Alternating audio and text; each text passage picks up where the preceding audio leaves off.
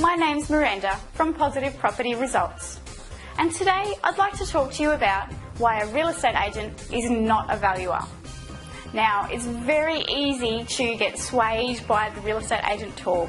You think they know what they're doing, which in most cases they do, and you think when they provide you with an appraisal, that's actually the same as a valuation, when in actual fact it's not. It's very, very different. To be a valuer, and a valuer is someone that perhaps a bank would get advice from when they're looking to give a loan to somebody for your property, you have to have years and years of training. For a real estate agent, you can get your licence in a couple of days. There's not that training, and they don't have the qualification to be a valuer. They can provide you with an appraisal, and they will. They'll give you similar properties that have sold and give you an idea of what yours might sell for. And this is similar to the technique that the valuers use, but they're not qualified to give you a valuation. They can give you an appraisal, which is great. If they're good at what they're doing and if they're an honest agent, it should be pretty much the same as the result that you're going to get from the bank. But you want to know the difference, understand the difference, because even with bank valuations, there's different types as well. So I just want to explain the differences today so you're just a little bit more clued up, you understand what the difference is, and so if you have one type of valuation or appraisal, you understand why that might be different to what else comes out, or perhaps what the market's telling you if you try to list your property for sale. Okay, so I'll start with the bank valuations. So the valuers do a couple of different types of valuations. They can do a physical inspection of your property and do a full valuation for you. Now, this is the best type of valuation to get the most accurate sort of idea on what your property is worth. They will come and inspect the property, and then they will go back and compare it to other similar properties that have sold in your area recently. Because they've seen inside your property and they've seen what it looks like now, they can give the most accurate indication by comparing it to the most similar properties. Now, if they're doing the valuation because you're doing a refinance, you want to access more equity in your property, they tend to be a little bit more generous with the values. So keep that in mind. Even if you're having a bank valuation, if you're getting it for a purchase, they tend to be a little bit stricter, a little more cautious.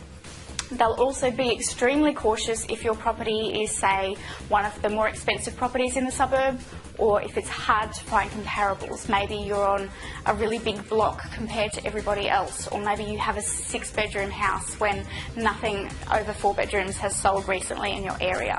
So you need to keep that in mind, that sometimes the valuers can seem a bit harsh, but that's just because they need to be cautious. They need to cover themselves and make sure that they're not giving an overly inflated value to you. They can do another type of valuation, which is called a desktop valuation.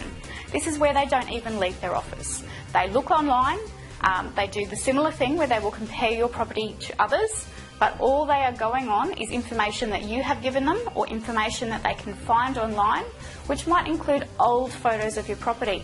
So if you have done renovations, or if something has changed, you've added a pool, whatever it might be, sometimes it's better to get them to come out and do a proper full valuation for you, because if they're just relying on desktop, they won't know that you've added value to the property.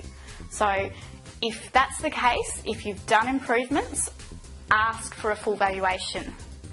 If you haven't, if your property's perhaps got a bit more run down, a bit more neglected, maybe you've had a tenant in it for a few years, maybe just go with a desktop, because then they'll rely on pictures and information from a few years ago, perhaps when you purchased it. So just so you understand the difference, you can sometimes get a bit of difference in the figure that they come back with, depending on the type of valuation they do. Now back to agents. They can't do a valuation. What they do is called an appraisal. And as I mentioned before, they follow the same techniques. They should be coming out to look at your property, and they should be comparing it to similar sales in the surrounding area within the last 6 months.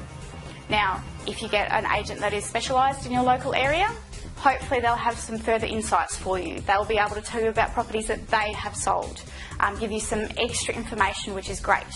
But beware, there are some agents out there that will do what they like to call win your listing.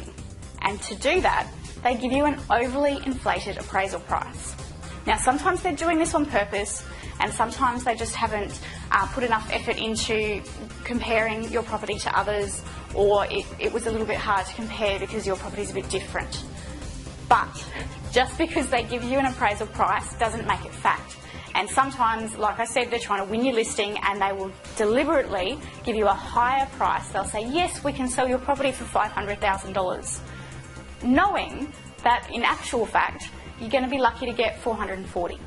So you need to be aware. You need to get more than one opinion. If you're going to a real estate agent, I recommend 3 or more, because once you've got 3, you'll get a range. It'd be great if they all came back the same, but from experience, you often get different ones. And go by the feeling, the rapport that you build with the agent.